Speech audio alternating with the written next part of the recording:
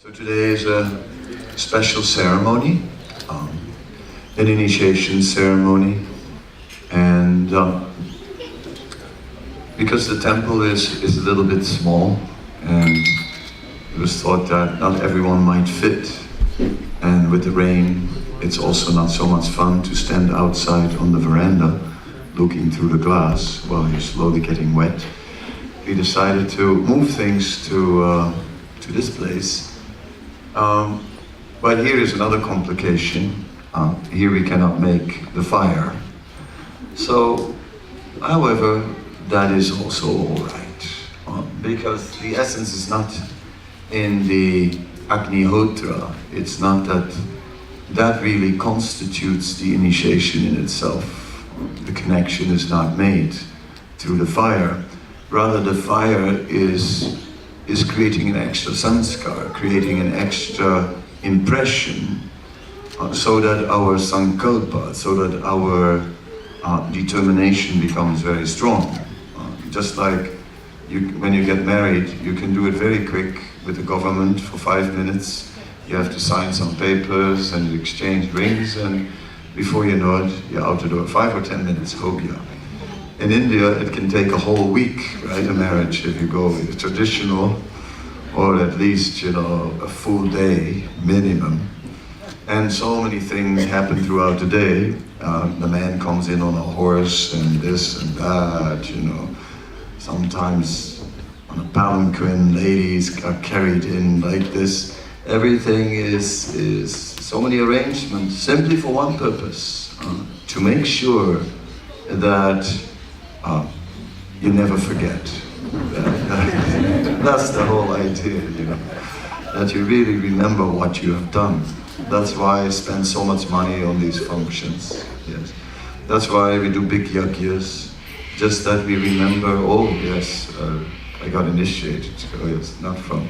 Oh, by the way, But Sri Chaitanya Mahaprabhu, when he gave initiation to Rupa and Sanatan Goswamis, it was pretty much like that, Oh, and by the way, my dear Dabikas and Sakar Malik, from now on you'll be known as Rupa and Sanatan. And there was even no exchange of beads, there was just, okay, you'll be known as Rupa Sanatan. That was it. Done. These days, that was an exchange of the highest caliber, where Rupa and Sanatan came and gave their full dedication.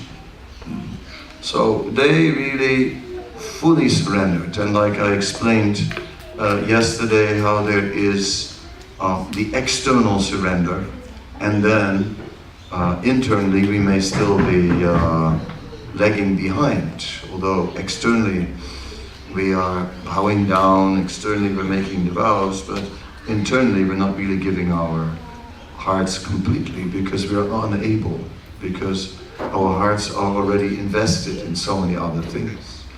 But Rupa and Sanatan had fully withdrawn from all other investments, and they were investing everything in that relationship with Sri Chaitanya Mahaprabhu.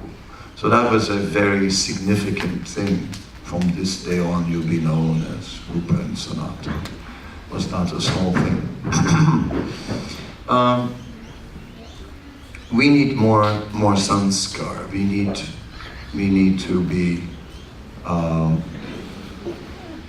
need to be reminded at different points what we are doing. So we'll go through a procedure, even without the fire. And the first part of the procedure is we'll do the Achman. So you can repeat after me. Om Apavitra Pavitrova Sarvavasta Gatopiva Yasmare Pundrikaksam Savaya Vyantara Suchi Shri Vishnu Shri Vishnu Shri Vishnu. Then we can take the spoon in the left hand and just scoop some water and throw it in that hand, in the left hand, yeah, yes, okay. Then 3 drops in the right hand and throw. Again, 3 drops in the right hand, raise the palm, look at the water, zip and say Om Kesavaya Namaha. Again, 3 drops in the right hand and throw. 3 drops in the right hand, Om Ranaya Namaha. 3 drops and throw, and 3 drops again, Om Madhavaya Namaha. And 3 drops and throw. So,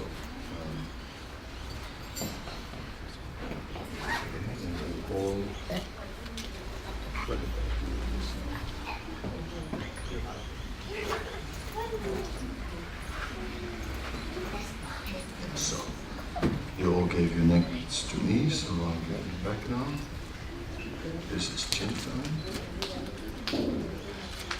Someone is an initiated devotee. You should do this. Okay.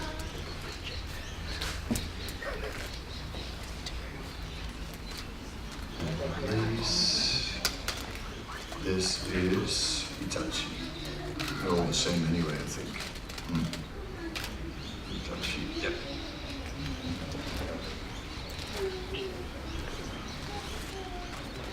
How are you? You okay? Promise. Oops.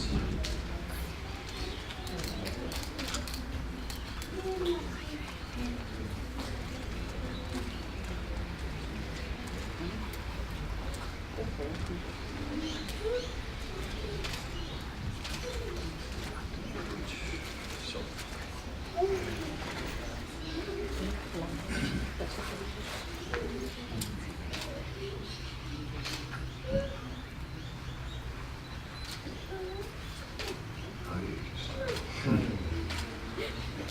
Okay, welcome. Pleased to meet you.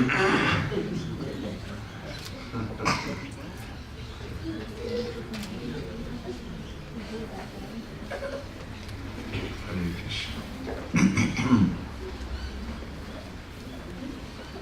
And everything in the whole ceremony will be recorded on video, so you can watch it again. And Antardreep, who's traveling with me, he will even separate the soundtrack and give you that also separate. Isn't it, Antardreep? Yes. Very good. Yeah, then we have garlands somewhere. Yeah, they're also coming. Very good.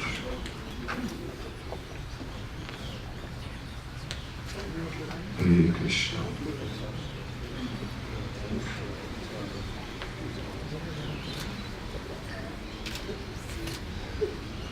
Okay, then we can chant the Mangala Charan. Om Ajnana Timirandasya Jananjana Salakaya Shakshu Unminitam Yena Tasmai Shri Guruve Namaha Shri Chaitanya Manobhistam Stapitam Yena Bhutale Swayam Rupa Kadamayam Dadati Swapadantikam Vandeham Shri Guru Shri Yuktapada Kamalam Shri Guru Vaishnavamscha Shri Rupam Sagrajatam Sahagana Raghunatha Vitam Tam Sajivam Sadvaitam Savadutam Parijana Saitam Krishna Chaitanya Devam Shri Radha Krishna Padam Sahagana Lalita Shivisakam Vitamscha He Krishna Karuna Sindhu Dinabandhu Jagatpate Upesa Upika Kanta Radha Kanta Namostute Tapta Kanchana Gaurangi Radhe Vrindavaneshwari Vrishabhanu Suttadevi Pranamami Hari Priye Vancha Kalpatarubhyacha Kripa Sindhubhya Evacha Patitana Pavanebhyo Vaishnavebhyo Namo Namaha Shri Krishna Chaitanya Prabhu Nityananda Shri Advaita Gadadhar Shivasadi Gaura Bhaktavrinda Hare Krishna Hare Krishna Hare Krishna I lost my concentration. Hare Krishna Hare Krishna Krishna Krishna Hare Hare Hare Rama Hare Rama Rama Rama Hare Hare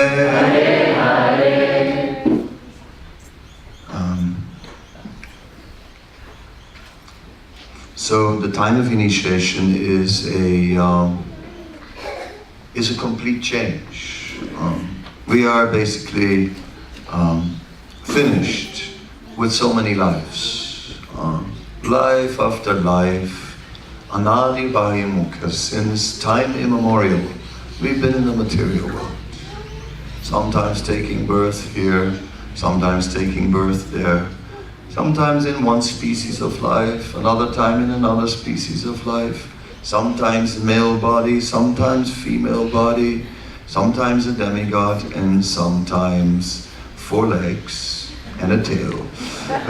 Oh yes, and all these different experiences have been with us somewhere, life after life, and they're still stored within the consciousness. So many impressions are still there in the subconsciousness, influencing us. Sometimes some previous life is still having some impact now.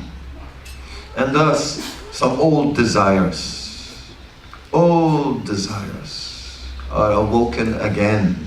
Puna punas charvacha charvananam. Chewing it one more time.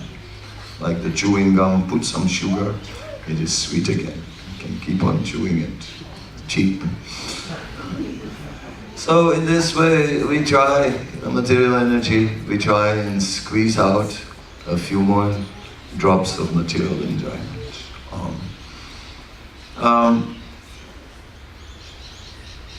There was one lecture in Durban during the initiation, and different spiritual masters were all emphasizing how serious the initiation was, and the mood became very serious. Then Indra Maharaj came and he said, actually this is a very special occasion. He says, because for a very long time we have been falling down from the spiritual world into the material world. Then we came into contact with this movement, and that fall was checked and slowly stopped. We didn't go down any further. He said, but now at the time of initiation, we're going up. So you can see the shape. Smile. So it is a very joyous occasion. It is not it is very serious, but it is a very happy occasion at the same time. It is a wonderful festival this day. It is a celebration because this initiation is basically opening the path straight back to the spiritual world. Straight. And that is, of course, the aim. And it is, the initiation is powerful, because the initiation makes Krishna consciousness the priority in our life. Even when there are moments when we don't really want it so much to be the priority of our life, it is still there. The vows, sometimes I use the example of the Mukta Charita story, where Krishna was planting pearls and putting milk. And I said, these vows are like that. They are like pearls. We're receiving pearls, and we have to plant them and water them with milk, right, of devotional service. And then so many wonderful things will grow, and then so many amazing fruits will come from these vows that we are taking. And that is the idea. So it's not enough to just take the vows. No. All right, I've done it, you know. Whew, that was a long preparation for years, no, really. Maybe lives even, who knows. And then you come to the point, you say, done it, you know. Today, okay, you come home. You say, well, we did it, you know. No. You got the pearls, right? So when you come home, you say, okay, we got the pearls. Now, we got to plant them. We got to plant them. And now we have to pour milk over them, devotional service in so many ways, so that they will sprout and produce so many amazing fruits. That's the idea. If we are not doing so, then the vows, if we sometimes, because human nature is there and time is there. As time is going by, the seriousness of the commitment, it just goes a little bit into the background. Time pushes everything into the background, and then the initiation, yes, a long time ago, we were sitting there in that hall with the Swami. Yes, it's been years now, right? And it's like, yes, and then, yeah, it's been good. It's been good. We've tried, you know. Of course, it's not always practical. So at the moment, I'm chanting only 12 rounds a day. Okay. Yes, the Swami will say, the spiritual master will say, yes, I understand. Yes, I understand everything. Very well. I understand. He will not reject us. What? You rascal, only 12? Ouch! You have broken your promise. Yes, he may chastise us, but he will not drive us out. That is not the situation.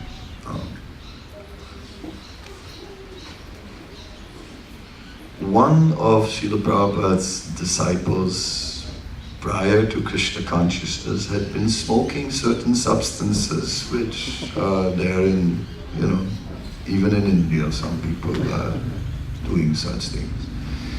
So whatever, and then he had stopped, of course, for initiation, but after some time he started again. So Prabhupada told his secretary, Tamal Krishna Maharaj, to get him on the phone. He said, get him on the phone. So the secretary, Tamal Krishna Maharaj, was speaking to him and said, well, Prabhupada, so Prabhupada says, tell him that he must stop it. Tell him he must stop it.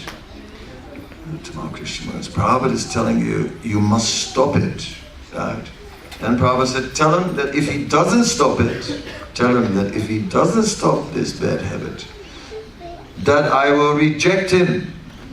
So Tamal Krishna Maharaj is like, but he said it, you know, like, I mean, Prabhupada says that if you don't give this up, that he will reject you. Right? Prabhupada said, okay, that's it. Hang on. Then Tamal Krishna Maharaj, Prabhupada, would you really reject him? Prabhupada said, of course not. I just said that to scare him. So that is the nature of the spiritual master. He accepts us. He will not reject us. He will do anything possible to take us back to Godhead. But if we make it difficult by not chanting our rounds, what can be done? Then it will not work.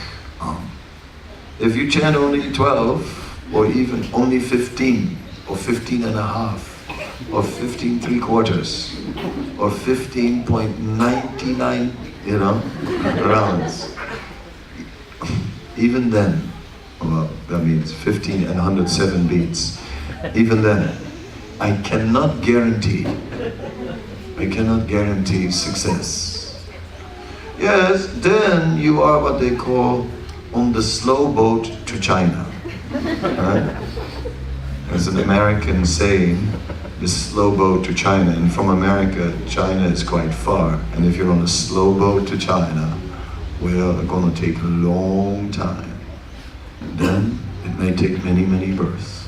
No, the purpose of this initiation is that today we make a deep commitment. That today we say, today we will make a full effort this life to go back to Godhead. This life. Not waiting for the next, not waiting for, well, we'll try. If someone says, I'll try, that means basically they're not going to do it.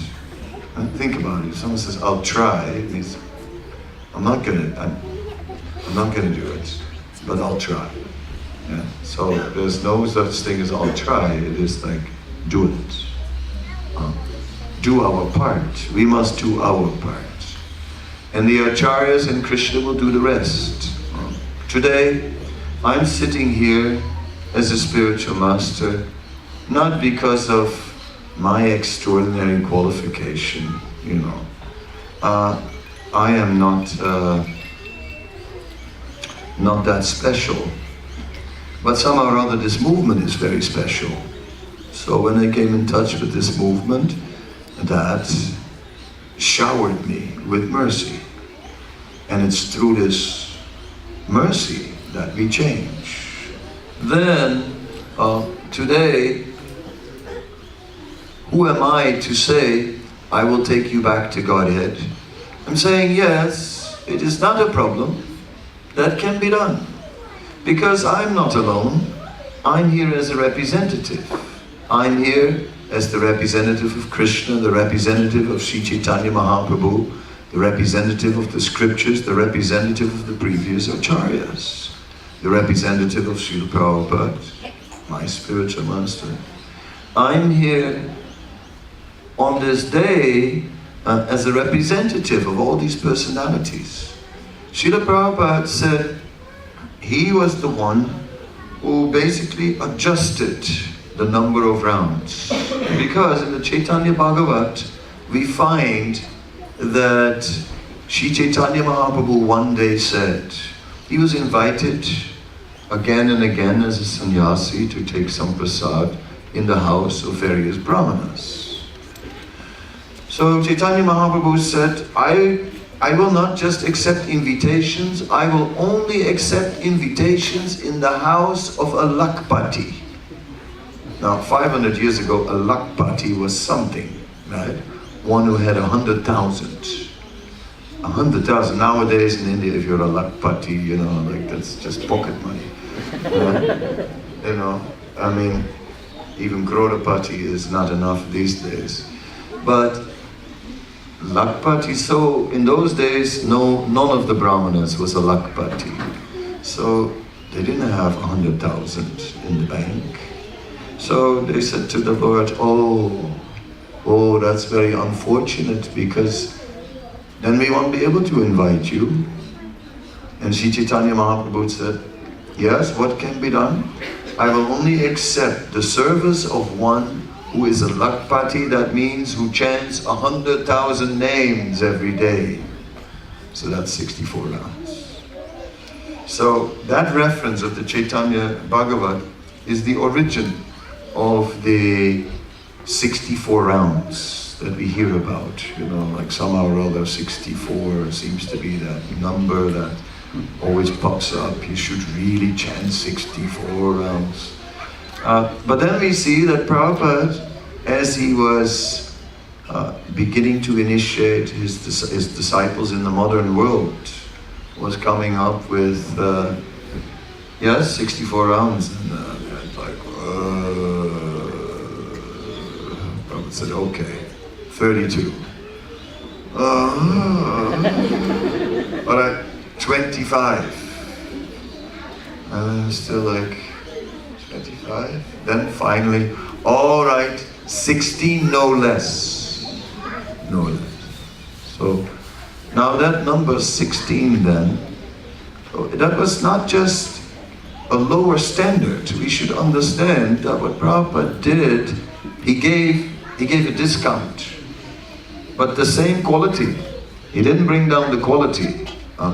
Still, back to Godhead for 16 rounds.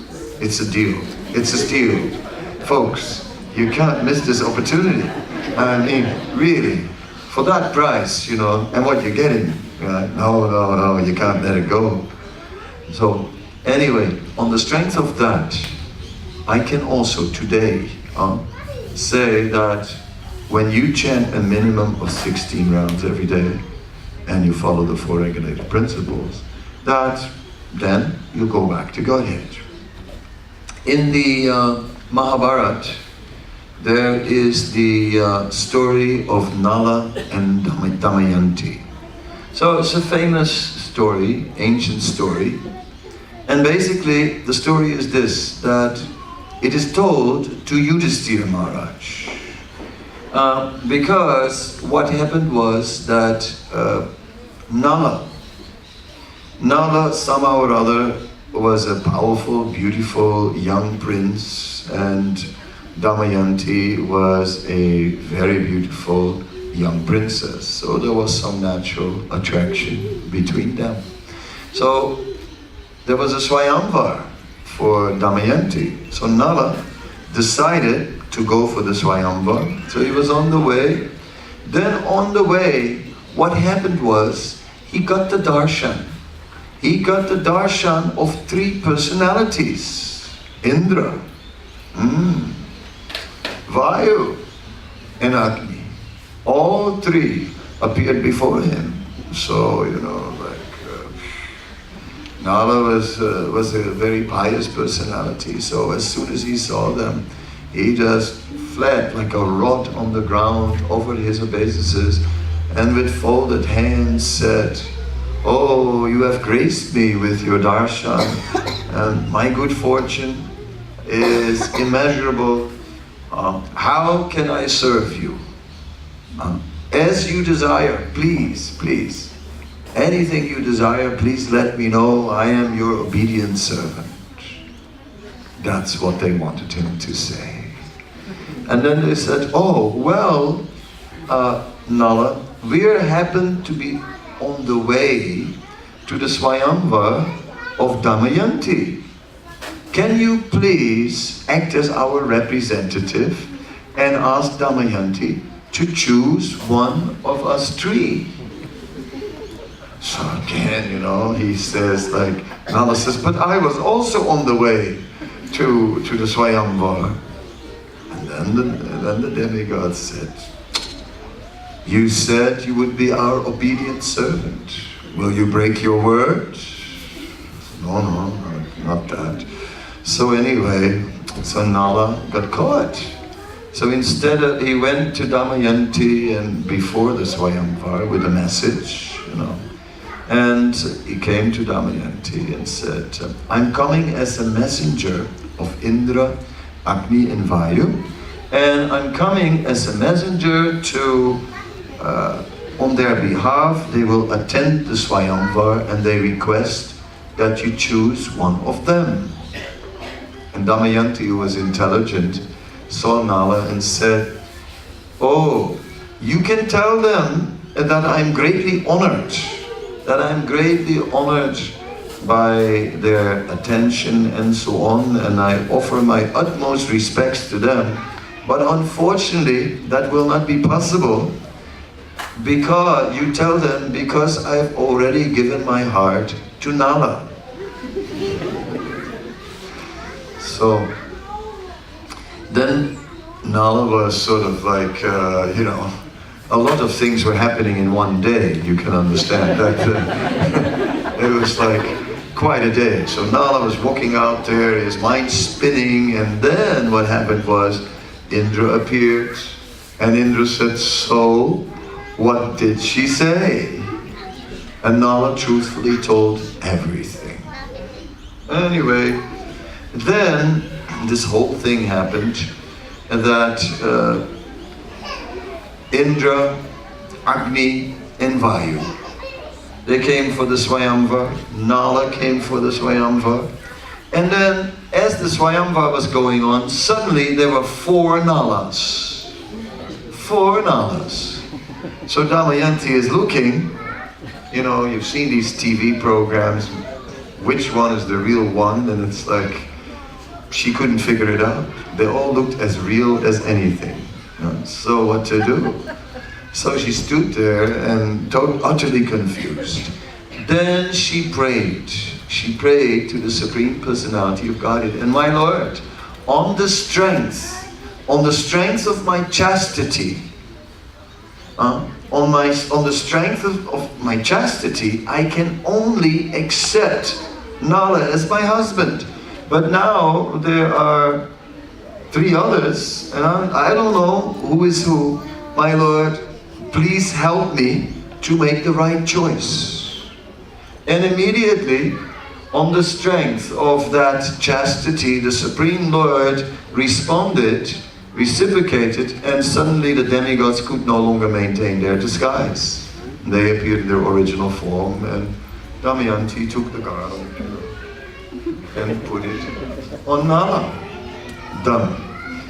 And then, you know, after that, well, everybody left and everybody was happy and so on.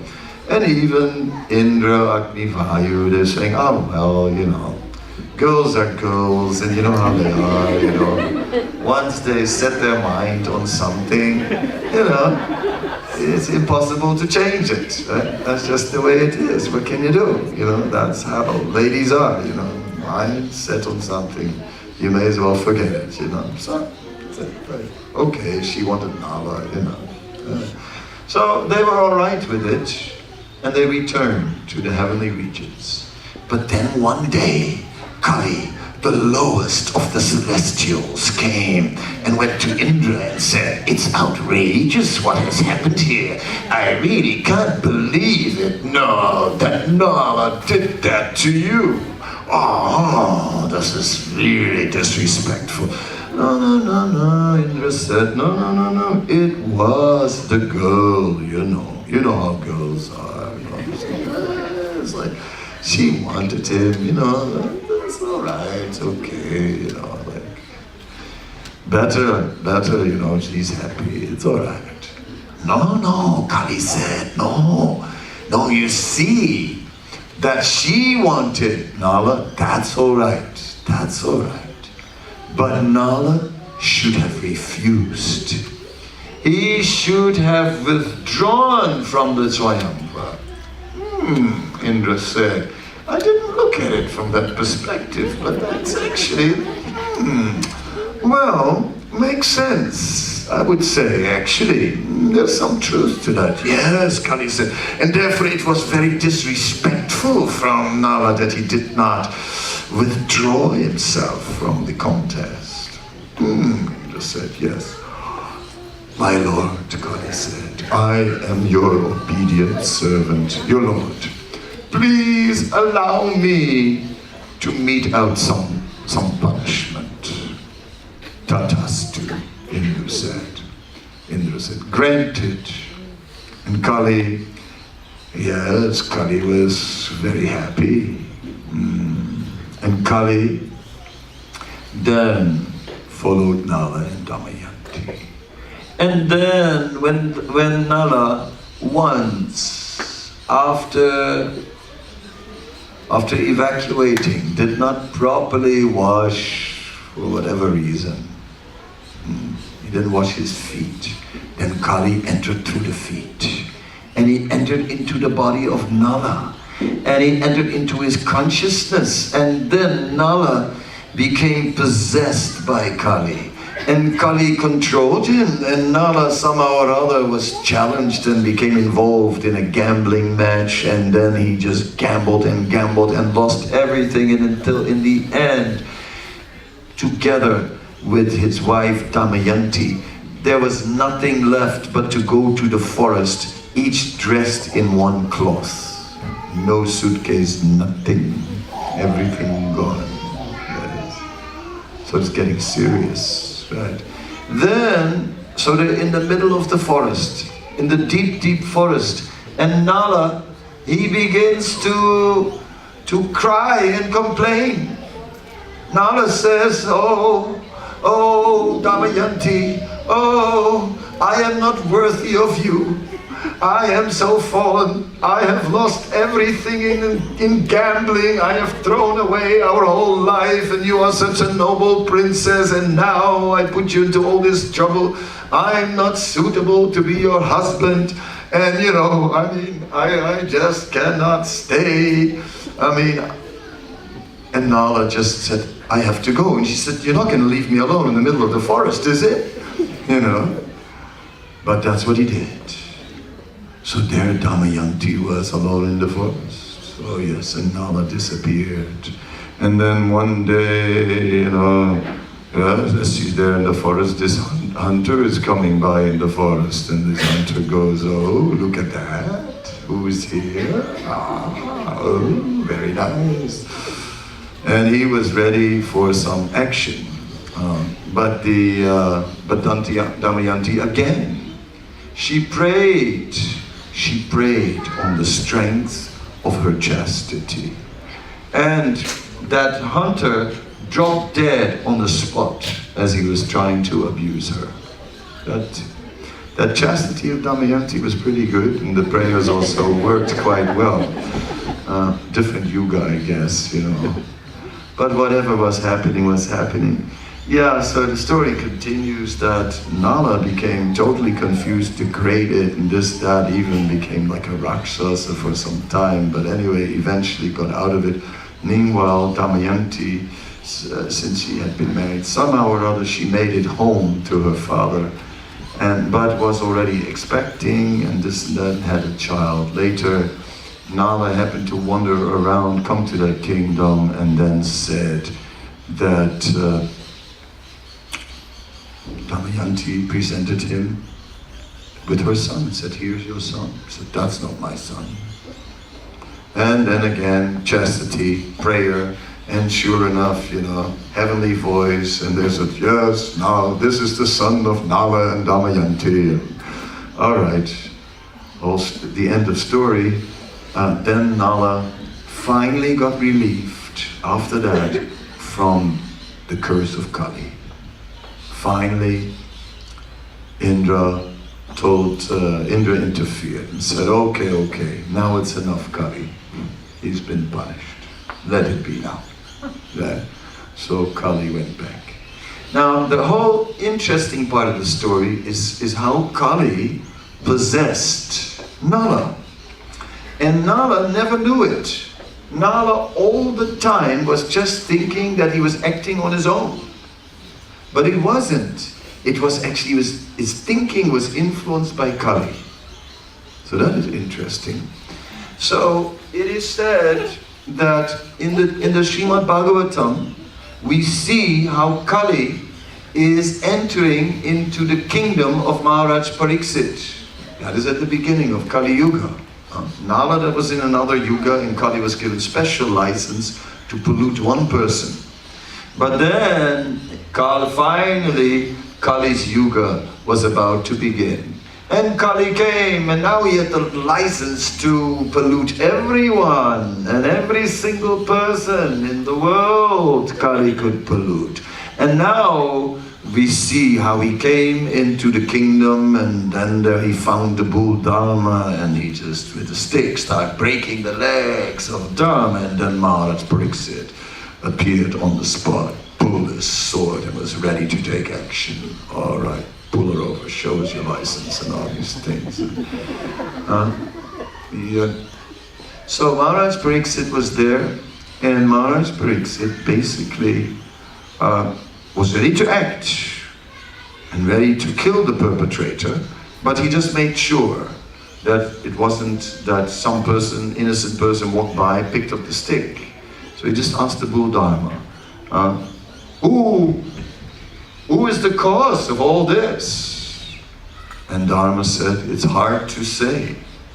It could be the result of my previous karma. It could be the will of providence. It could be so many things.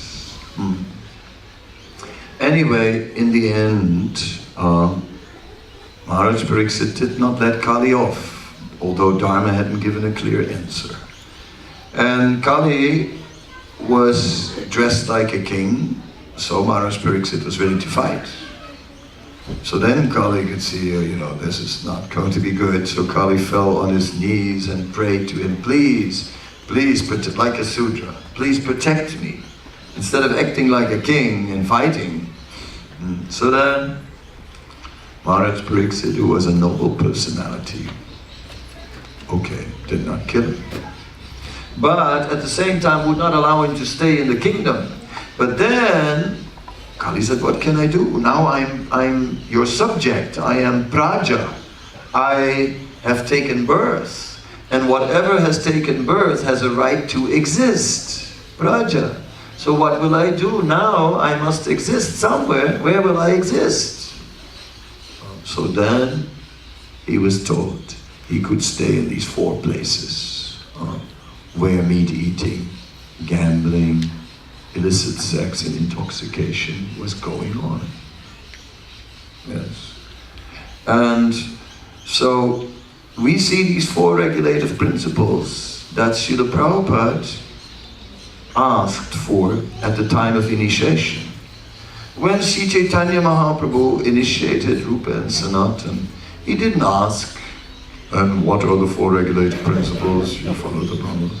Right. You promise to follow for the rest of your life. He didn't ask that. Even Srila Bhaktisiddhanta did not ask that at the time of initiation, but Prabhupada did. And we see the foundation of it in Srimad Bhagavatam, in this narrative, because in that way we become free from the influence of Kali. Because it is due to the influence of Kali that we've become weak. And we think that these are my choices.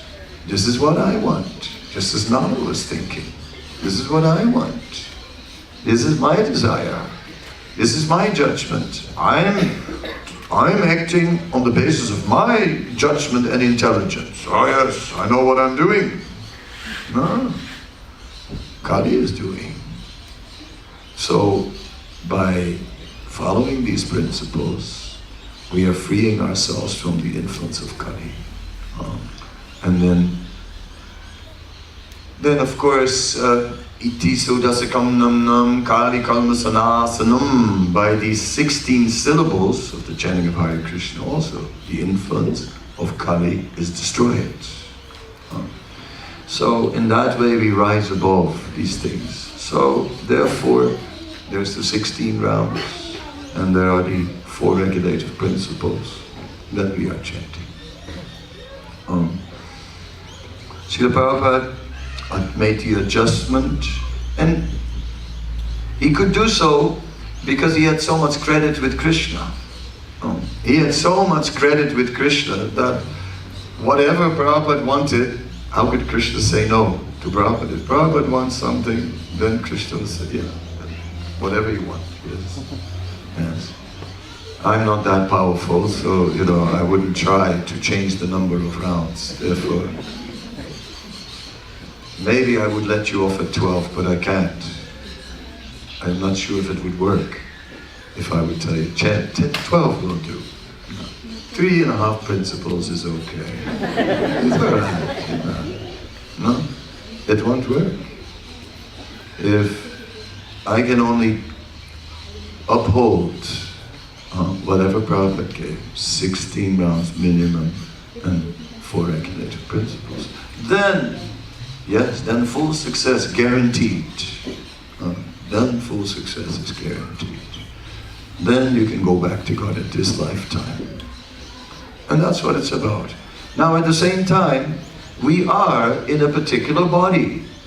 We are in a particular state of conditioning. It's like when you are a Gujarati, you eat all these little snacky things, and some dokla, and some kandri, and some srikant, and all these things have to be there. If that's not there, then what's the point of living? You know, when you are from Korea, sooner or later you're going to have noodles. Right? When she cooks for me, she makes vegetable noodles sometimes. Right? She gives me noodles. I never eat noodles except because from Korea, what to do? I have to eat noodles. And someone from Korea cooks. So like this, wherever we have a particular conditioning by karma, and so we have a particular taste, we have particular desires, and these things are so strong. Right? And then next life, you take your birth in Italy, and then you want the pasta and the pizza with olive oil, you know. Hey. What to do? So in each place, you know, we just take it so serious. We take it so, Italians, you know, they're very Italian, very serious about being Italian, if you know what I mean. Hey. You understand what I'm saying? Is it clear? Speaking with the hands and all these things, right? And so on.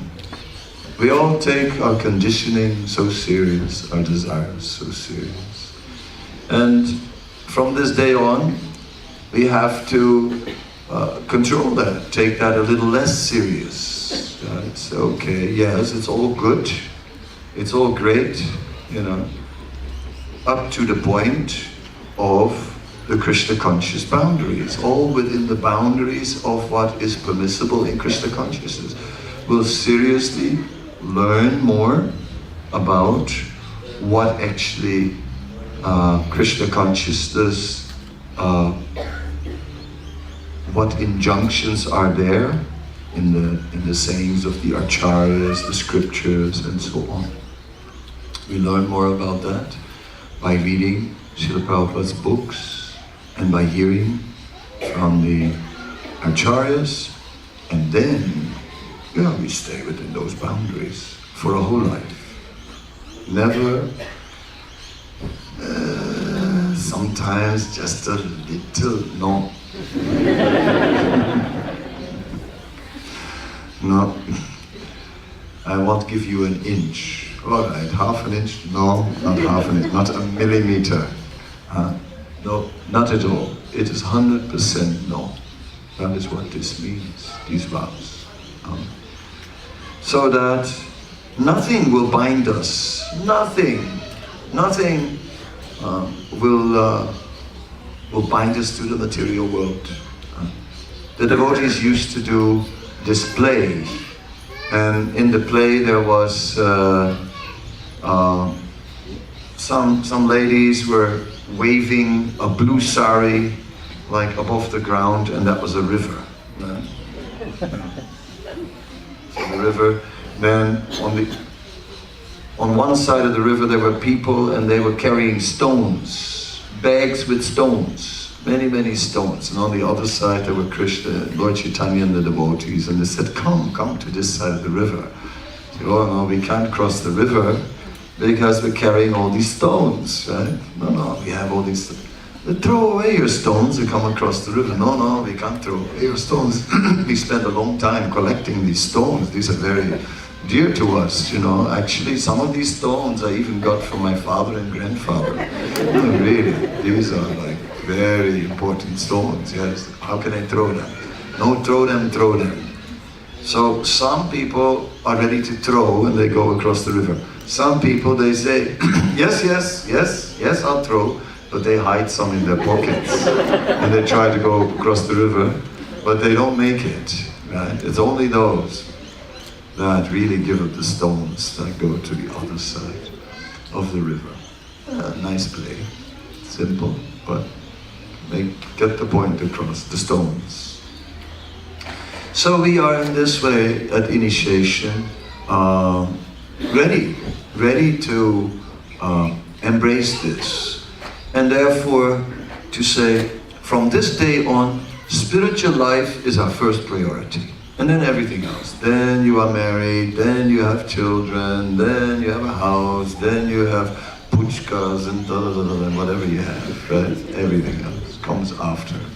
After being a devotee, after the 16 rounds, after keeping the commitment, after investing in that. So, the vows, they are not just standing by themselves. If you take a post, wooden post, and you put it in the sand, it won't stand on its own. If you really want that post to stand properly, you put some support for it, some good foundation, some lines even, you know, anchor it down, then nothing can blow over that post. So in this way, the vows, it's not about taking these vows with great determination. All right, I got the points now, we got it. There was a long lecture, the whole Damayanti story, and then you give us all these principles, then you give us okay, you told us Damayanti story, we should realize it shouldn't be under the influence of Kali, okay, got that one. Right. Next point was she gave us 5 minutes about being serious and like, you know, and not sort of compromising even on small things. Okay, got that also. And it goes on and on and on. No. Now, it's not, yeah, we are determined now. We made up our mind, you know. I mean, we decided that we were going to be initiated today. It was quite some time ago. We got the recommendation. We even did the course and got all the papers. We got everything you have to do. It was a lot. And then in the end, here we are. And we're completely determined now. Great. There's only one little problem. Determination's not going to do it. Huh?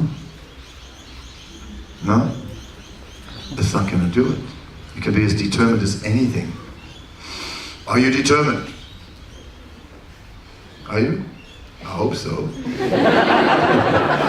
I can ask it another way. Are you sure you want to do this, Ochenta? Are you really sure? Are you also sure you want to do it? You're really sure? Very sure? Hitachi? Okay. They're sure. Well, it's nice you're sure. That means you're determined, and that's not enough. And now what? Now what? The next thing that is needed is cultivation. You have to invest into it. See, you have to do it. Krishna consciousness doesn't come by some determination, by a decision. I'm going to be Krishna conscious. Good luck to you. You know, I'm going to be Krishna conscious. Doesn't work.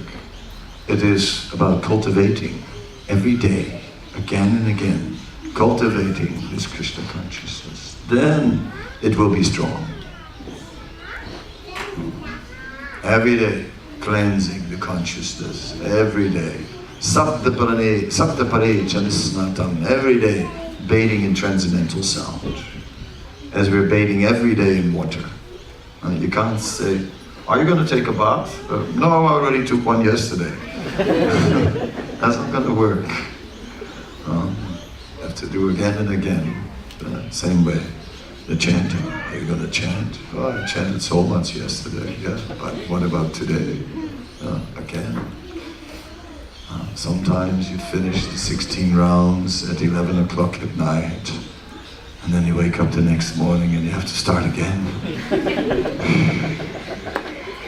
Tough. But that's how it is. Yeah. It's like, yeah, I just lost so many hours coming to Australia. So, you know, you fly into Australia, you lose your japa time, basically. That's what it is. It's like, it's really intense. First. Anyway, I was up on the plane, chanting, and on the airport, walking up and down so I wouldn't fall asleep in the chair. You have these rounds, you start the round,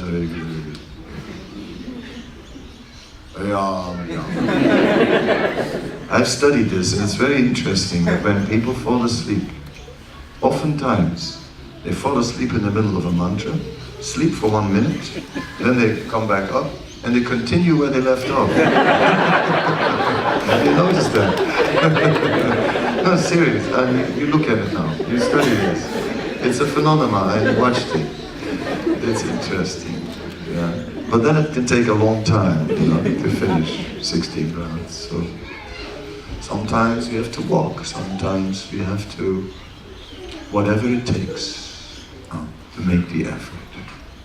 Yeah. All right, there are the 10 offenses to be avoided in the matter of chanting the holy name. And when we live in a temple, then every day they recite those 10 offenses, and then you sort of, they get drilled into your consciousness. When you live at home, when you practice Krishna consciousness at home, then it's not, it doesn't penetrate in the same way. See, one who has lived in a temple, first offense, blessing, devoted, dedicated, lives, propagated, that's the second thing. You can do it real quick, you know. Second offense, tending God's third offense, dissipate spiritual knowledge, fourth offense, blessing, dedication, fifth offense, imagination, seventh offense, interpretation of holiness, seventh offense, commit sinful activities on strength of holiness, eighth offense, karma, karma, ninth offense, speaking to the face, and tenth offense is to maintain material attachments, and like, and so on. I summarized them just now for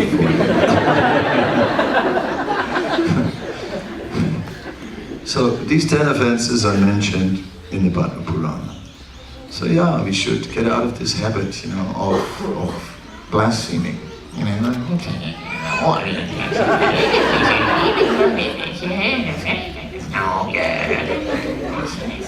well, I agree with that. That's very true what you're saying there. Yes.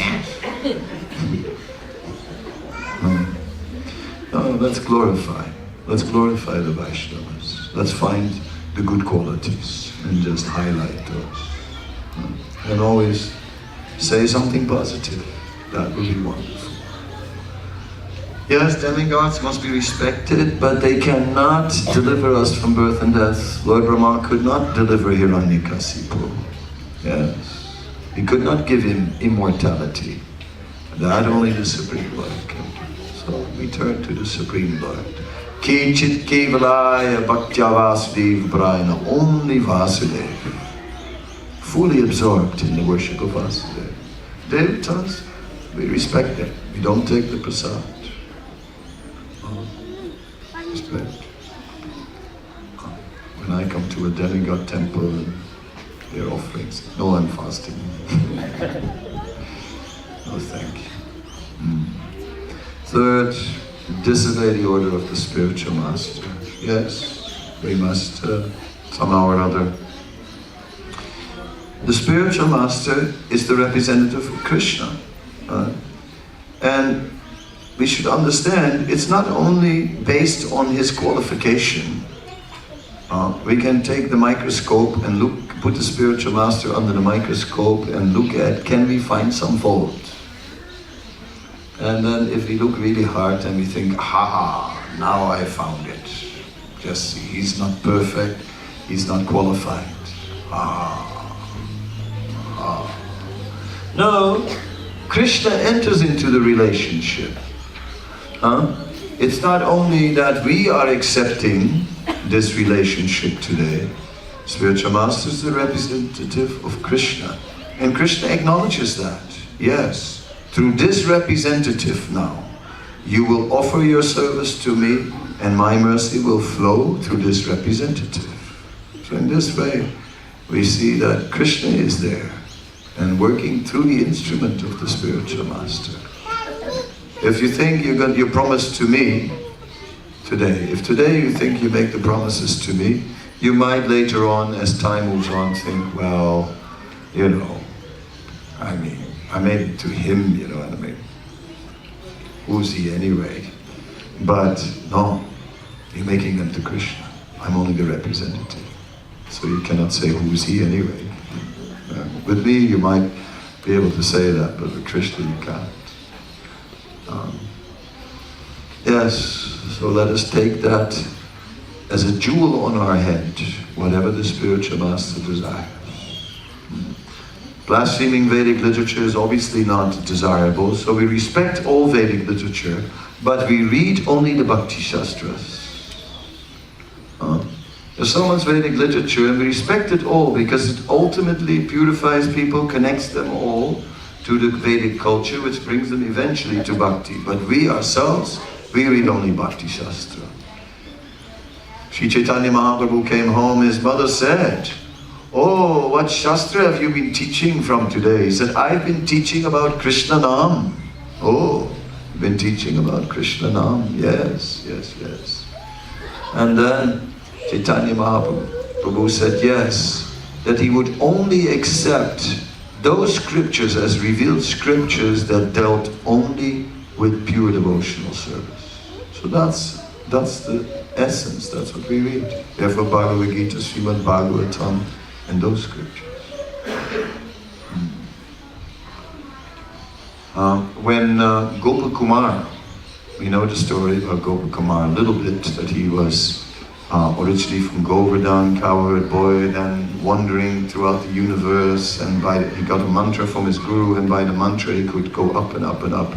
At one point Gopakumar comes to Brahmaloka, and in Brahmaloka Gopakumar is given, is asked by Brahmaji if he could take temporarily the position of Brahma, because Brahma has to go for some yajna somewhere. So Gopakumar agrees, and he is acting as Brahma. And then the Vedas personified come to the royal court, and there's a big discussion, and the Upanishads begin to establish the impersonal Brahman as the ultimate. And they just speak very loud, to a point where some confidential Upanishads, the Agamas and some Puranas, walk out of the assembly. They walk out. Srimad Bhagavatam is amongst them. So then everyone is very shocked. Oh my God, they left. I mean, they left everything. They just walked out. Oh, I hope we have not offended them. So they go after them and say, no, please don't go, come, please come back. No, forgive us, please come back. So they bring them back, and then the Bhagavad Purana begins to speak and establishes beyond a doubt that the worship of Krishna is the highest. This is how we understand. So when it comes to Vedic literatures, the Bhagavatam is our main book, not Bhagavad Gita. Main book is Bhagavatam. That's the book we have to read. A book? Yes. It's only 18,000 verses and a few purports.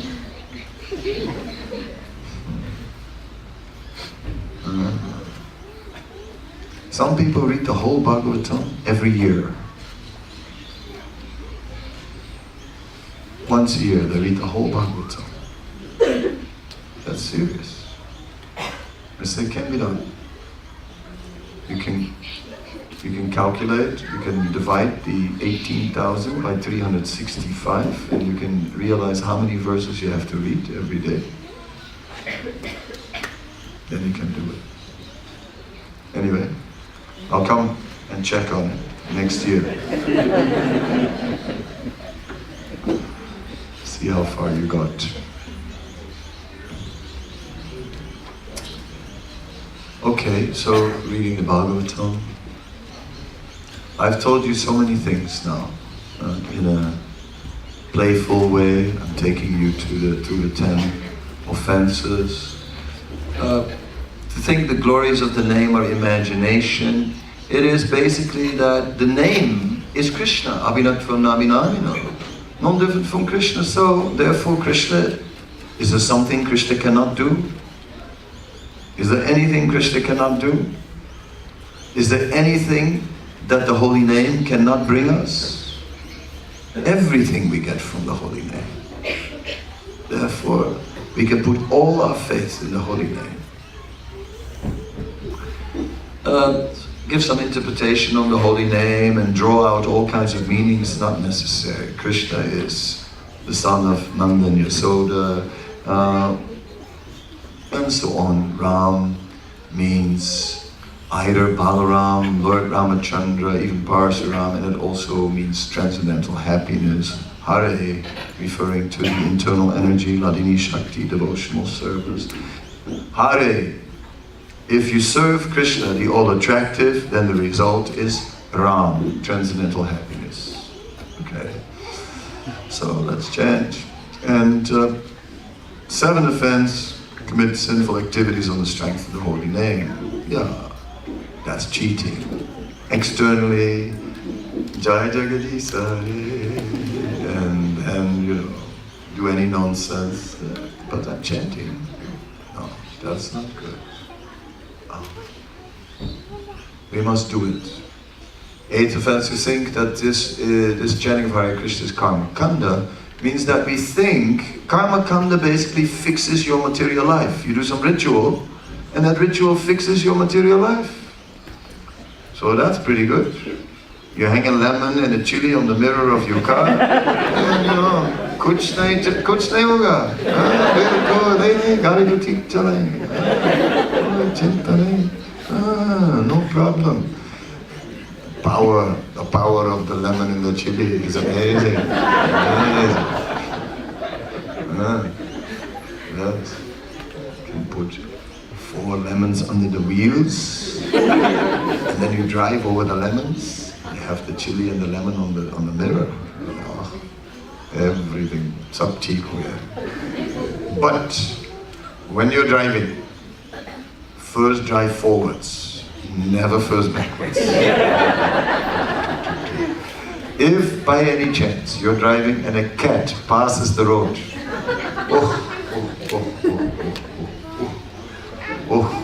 this is very bad. Cat, passing in front of your car, very, very bad. What you do now?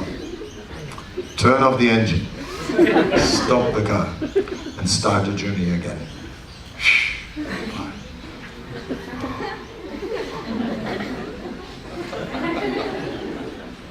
Karma Kanda.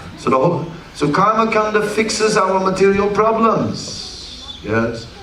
The holy name is not Karma Kanda. It doesn't fix our material problems. How can all these things happen to us? We are chanting Hare Krishna, and now these things are happening to us. Is it all true? Does Krishna really exist? The chanting doesn't fix our material life. The chanting simply awakens Krishna's love and our love for Krishna. That's it. And then transports us to the spiritual world. That's it. So don't think this will fix our material life. It won't. The 9th offense, preach to the faithless. As long as we preach Bhagavad Gita and just about chanting Hare Krishna, that we can tell anyone and everyone in the world, and we should. The 10th offense, maintain material attachments, basically means, my example is if you have a pet. Have you seen, some people have these dogs and they feed them to a point where there's a short little dogs. It's a huge big fat body with just 4 legs under it, right? A little monster. So, one second. If we feed the material desires, yes, then it becomes like a pet like that. Then we have a big fat material desire. So that big fat material desire will really upset our spiritual practices. So, in other words, one should not unnecessarily pursue material things. Whatever best is, whatever is favorable for Krishna. Alright, and to be inattentive while chanting. Then I've covered the 10 offenses as well. What is new from the Purana? You should know them. If you don't know them, hang them on the fridge and memorize them somehow or other, because that's important to know. So with that, I've given you all this as my blessing to you, right? Because it's something like the spiritual master helps us to cross the ocean of nescience. And he's there, but it's sort of like he puts us in a little boat all by ourselves, and he puts like many things in that boat, and then during this initiation he's talking to us very nicely, and it's just like water, like the waves come from his mouth, and your mind is sort of inactive and half asleep, and it's like going on the tone of that voice. Follow, and then suddenly he pushes the boat, and then you're just right there in the middle on the waves, all by yourself. Okay, Chintan, are you ready? Right now, come here.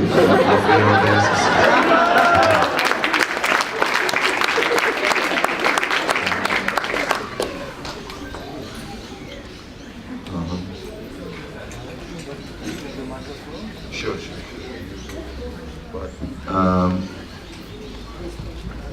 Okay, please go there also and take the blessings of Bhagavata Sraya and his good wife.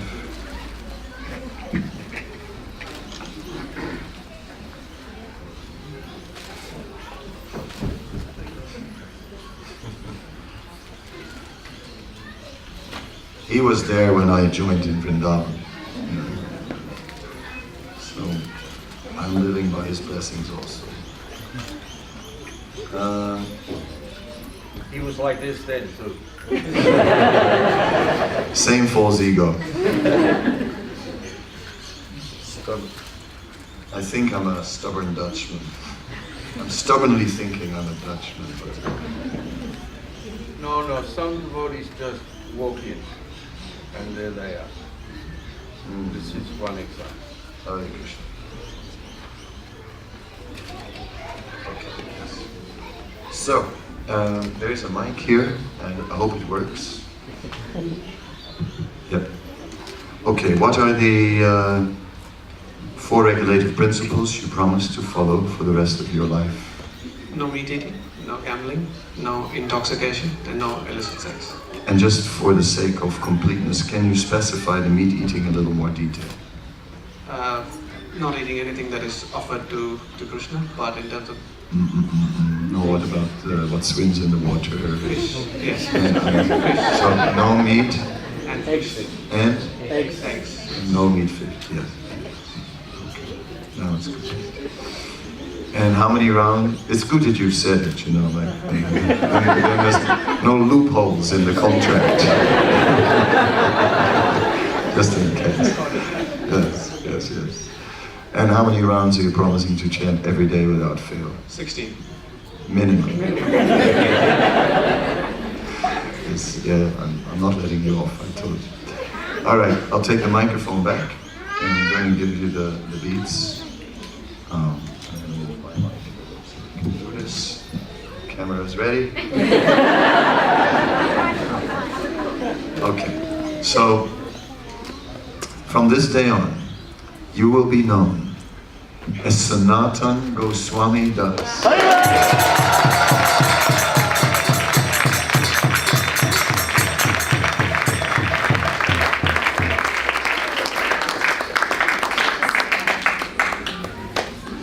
So, it's a big name. But, you know, without Sanatan Goswami, without the 6 Goswamis, how can we progress? How can we do anything? They are the foundation of the teachings that we live by. So let us always be a follower of the Goswamis, Rupa, Sanatana Goswami. So, Sanatana Das.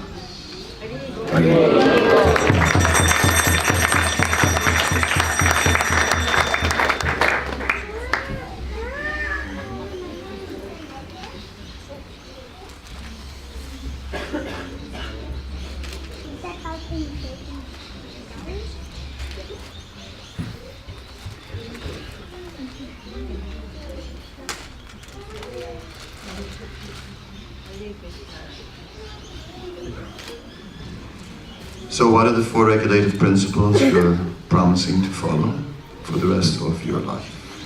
No meat eating, no illicit sex, no intoxication, and no gambling. Can you also specify the meat eating a little more? No fish, no egg. Very good. And how many rounds are you promising to chant every day?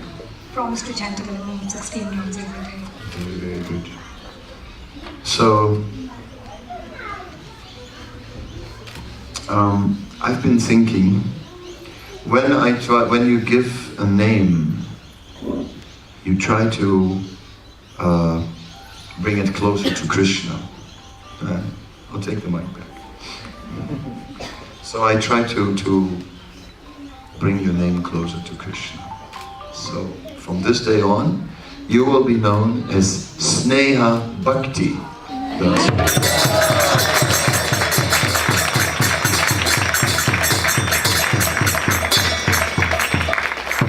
Which means, Bhakti of course means devotional service, and then Sneha is the stage where the heart melts in devotional service.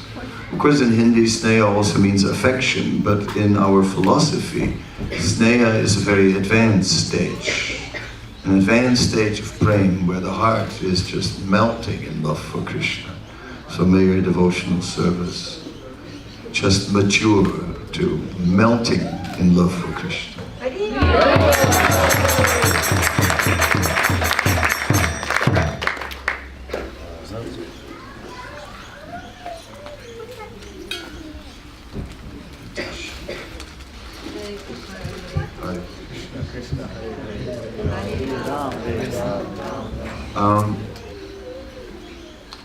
Hare. So what are the 4 regulative principles you promise to follow for the rest of your life? No meat eating, no fish and eggs, no illicit sex, no intoxication, no gambling.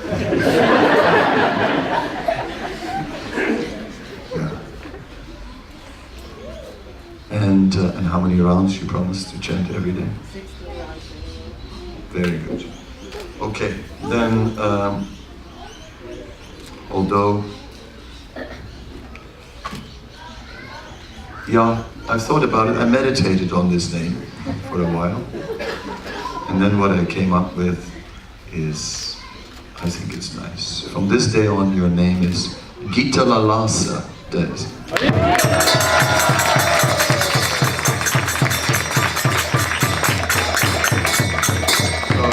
I've written that down, and when I speak the Gita, I'm talking about the Bhagavad Gita. And Lalasa means one who is completely devoted, or who is like completely dedicated.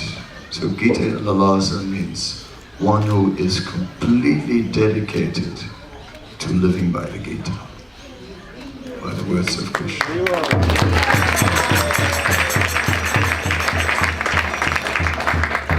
And of course in scripture it is said that ladies should be given short names, right? So I've given double names to both of the ladies. So sometimes we made us call you Gita, to make life easy. Or Sneha, Neha is now Sneha. I think you can manage that. That's sort of doable. But of course you sign everything with the full name, like, yes. So, with that, the initiation is complete. The yajna that you'll have to do later, there we get the blessings of the of the various deities that are invoked in the mantras. Therefore I've chanted these mantras in the beginning so that we do get those blessings.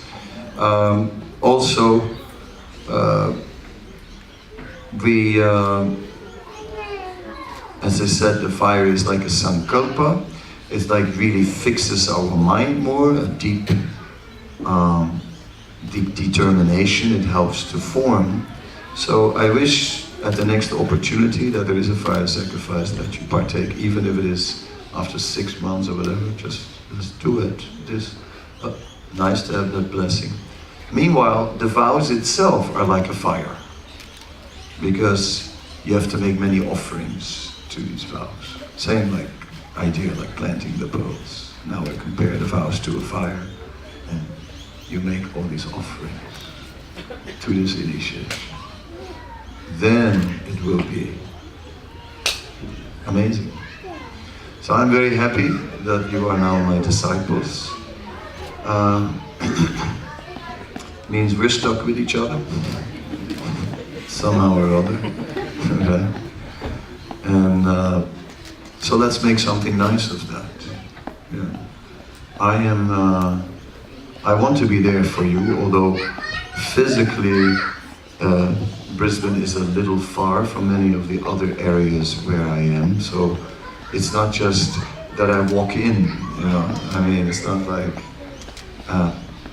so sometimes you have to come and meet me in India, right, in the Holy Dham, which is my home, and all of our home.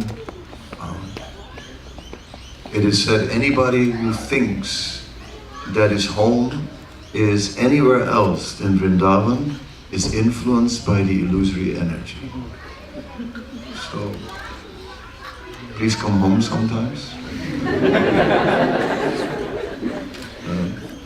Whenever you can. Yes. Don't stay in that Brisbane, it's so far from home. Don't stay there too long. Come. Bring the kids, whatever, you know, some or other. Of course, you know.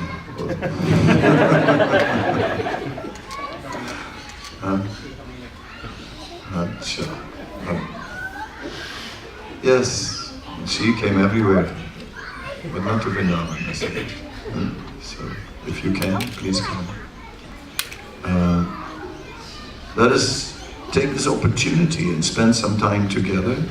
Although Vani, instruction, is more important than personal association, still these moments of personal association are really a great blessing.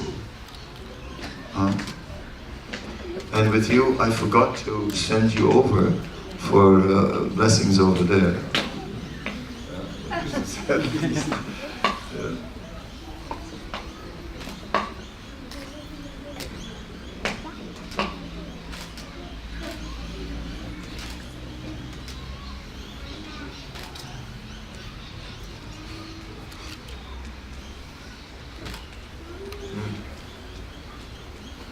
Yes, lots of love, very nice.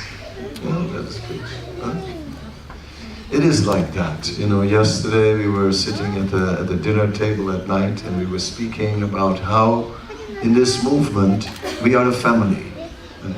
It's a big family. I mean, you know, but that's not uncommon in India.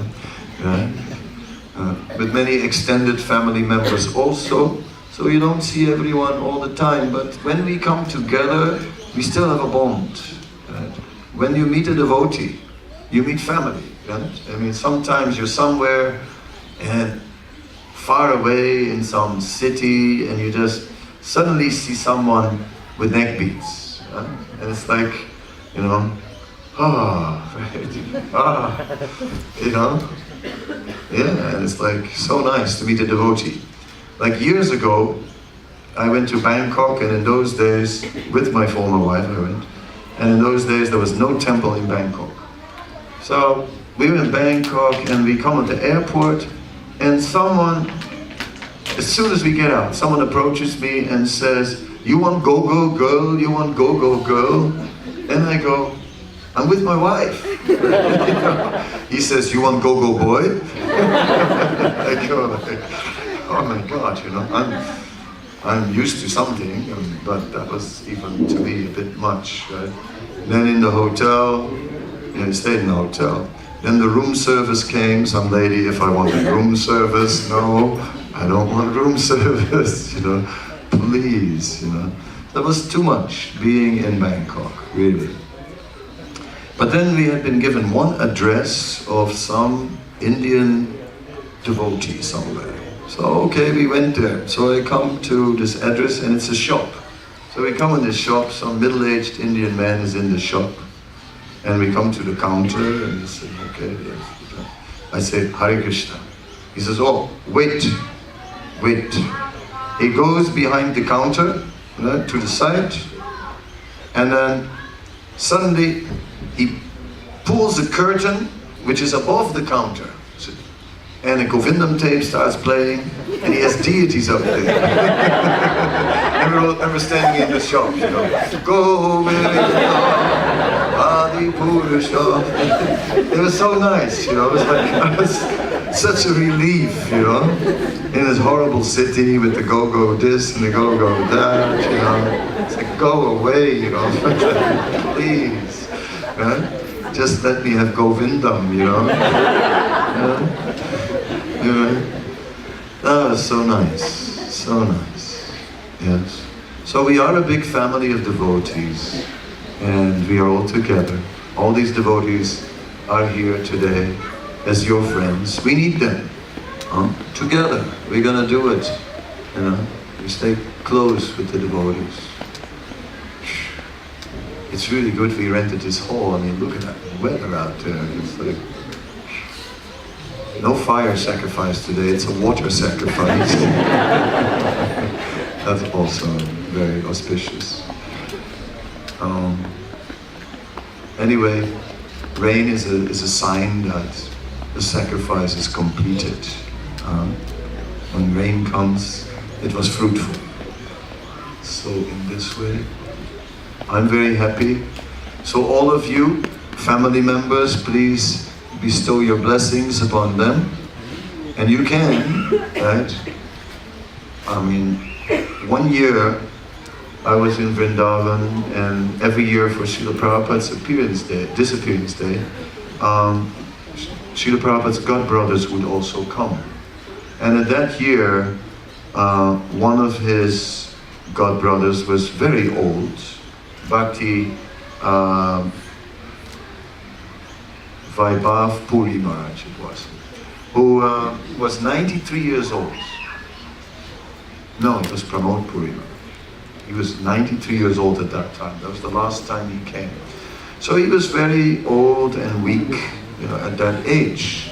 So 4 men were carrying him, and they put him on the Vyasasan, and he could not even, you know, they lifted him and they sort of dropped him.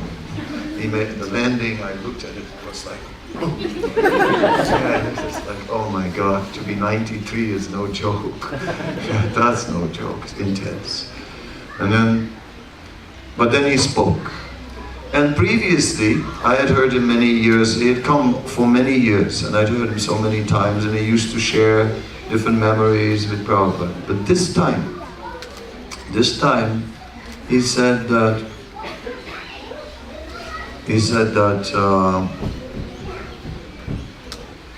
you know, Swamiji, talking about Prabhupada, he made you all Vaishnavas, he said. And Vaishnavas can give blessings. So you please bless me. And that was it.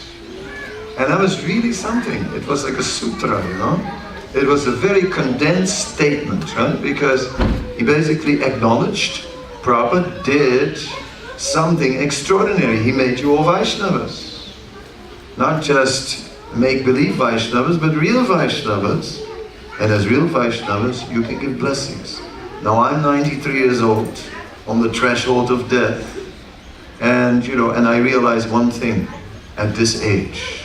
I realize that whatever I've done in my life is meager.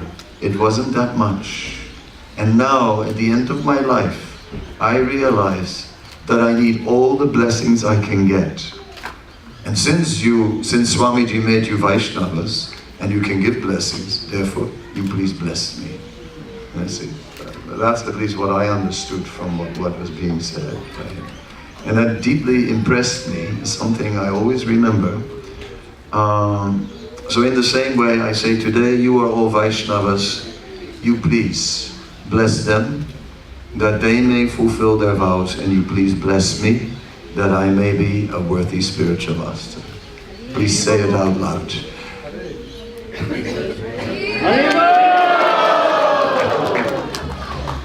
Okay, I guess Haribol means yes.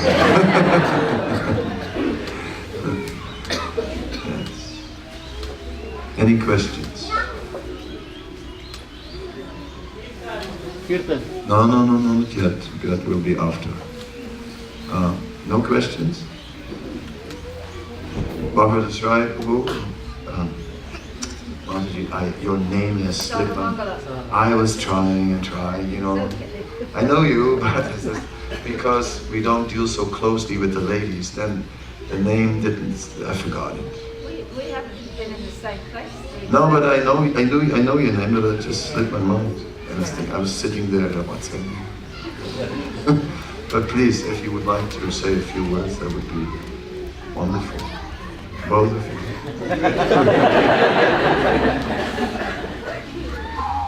I just feel very moved and enlightened to be here.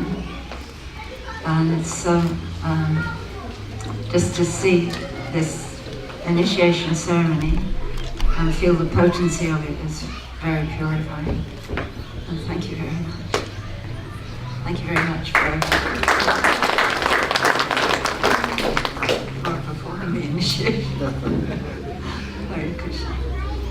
And you know we're there for you guys. Thank you. Hare Krishna.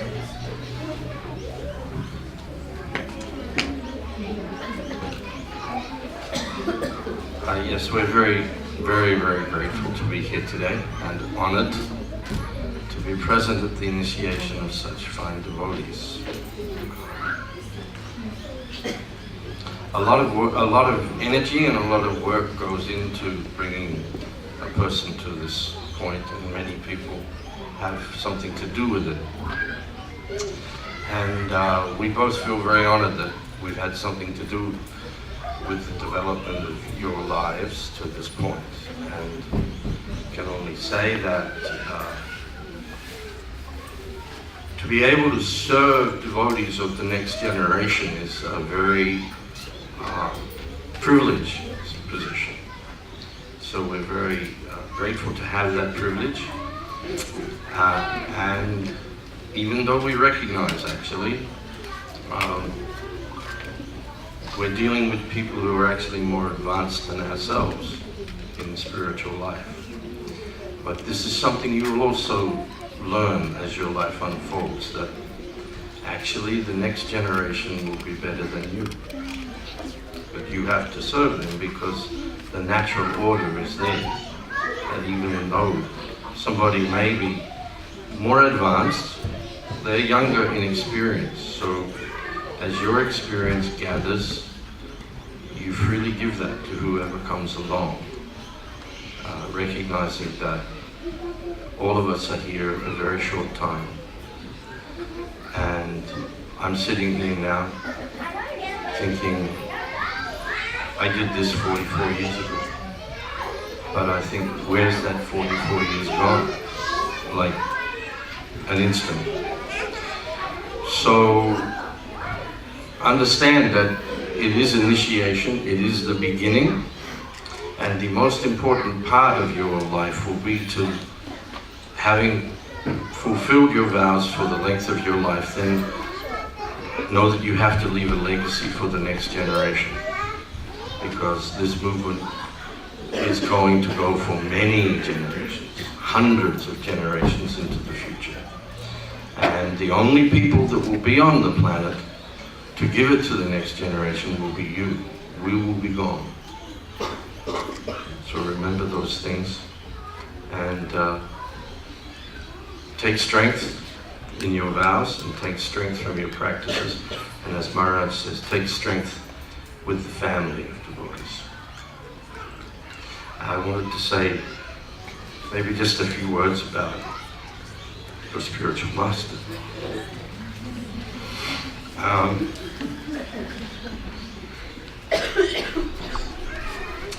It's always, it's always kind of like a distinction to be able to sit here and say, well, I knew your spiritual master before he even got initiated. Which I did. But I said earlier, actually, you'll also see this in your life. Sometimes somebody walks through the door and they're who they are. They're already very clearly very advanced devotees. And I can say that also about dear Swami here, that he is a very advanced devotee. Advanced in humility, advanced in his dedication. And he's had to suffer for this. He came and he had to go through the very difficult situation of having a spiritual master fall down. But at that time, this was in the 1980s, a lot of things happened. In the Chaitanya Charitamrita, Srila Prabhupada states that after the great Acharya leaves, chaos descends. So that chaos hit our society in the 1980s. And in that time, some of our very wonderful leaders were taken down by Maya. But at that time, I remember there was a Shastra that appeared by Narahari Sagan, in which it explains that even then there's no lamentation, because just as you were telling the story about Damayanti, I think there's one point we can draw out of that, was the power of her chastity. And even though we see in the case of Kadamba Kanana Maharaj, his spiritual master fell down, but by maintaining his chastity, actually it is said by Narahari Saga that the disciple can become the deliverer even of the Guru. So this pact between the disciple and the spiritual master is a very, very powerful one. And by remaining chaste to the spiritual master, as we see Kadamba Kanana Maharaj did, and to the Vani, the Vapu can go in many ways, and the Vapu does go. I'm sitting here an orphan of 40 years, almost 41 years. But the Vani remains. And as Srila Prabhupada dedicated the Bhagavatam to Srila Bhaktisiddhanta, he said, he lives forever by his divine instructions and the follower lives with him. And the reverse will be true. In the case of this gentleman, he carried on in a very courageous way, and now we see by his own joking statements, he's a flying chicken. He said that once. So just a couple of years ago, he was giving a class at the Manor, and he was talking about this, what he's been talking about today, about the mercy that comes down through the parampara, and one may consider oneself to be most unworthy and most unqualified, but somehow or another one becomes like a flying chicken by that empowerment. So he's a greatly empowered soul, and you are very fortunate to have him as your spiritual master. Thank you very much.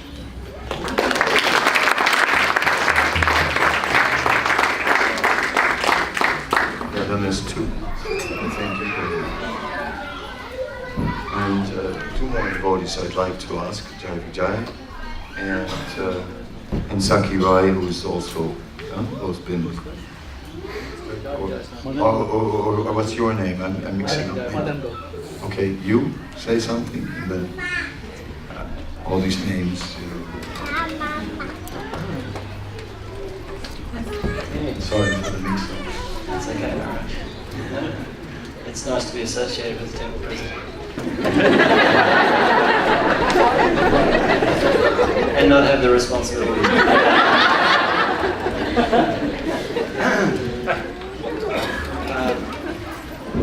Thank you for the invitation to speak, and I'm very pleased to be here today. It was a beautiful ceremony, and I love the way that you conducted it. Thanks for your humour in conducting what is a powerful transition for anyone's life to take initiation in this parampara of Sri Prabhupada and Lord Chaitanya, and especially, these three wonderful devotees who are so much a part of the Brisbane community and doing wonderful service. I had the good fortune to do some service with Sravanam Goswami Das, and it's always a pleasure to be in his association. And I really take your point well, that we are a family, and I feel the family spirit growing in this community more and more. And it's a privilege to be involved in these family occasions. Hare Krishna.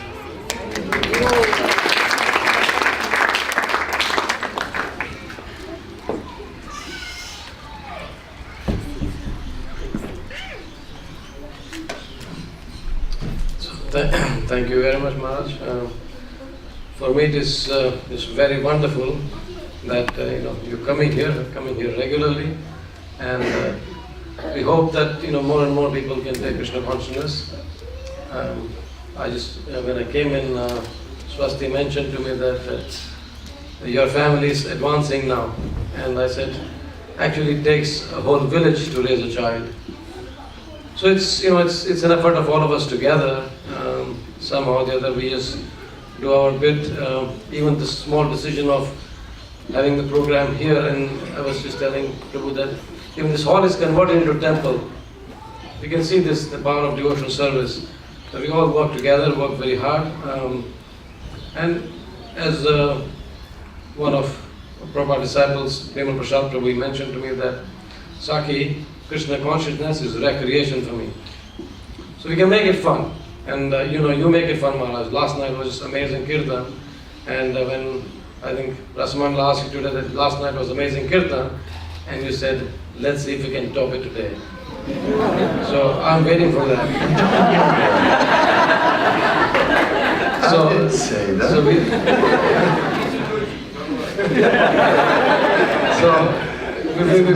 We'll be waiting, Maharaj. Thank you very much.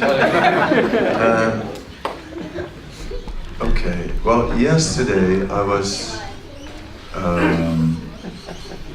you told me to go till 8:30, right? Which I did. We're having another program this evening, so now I will not do a big kirtan because I'll lose my voice.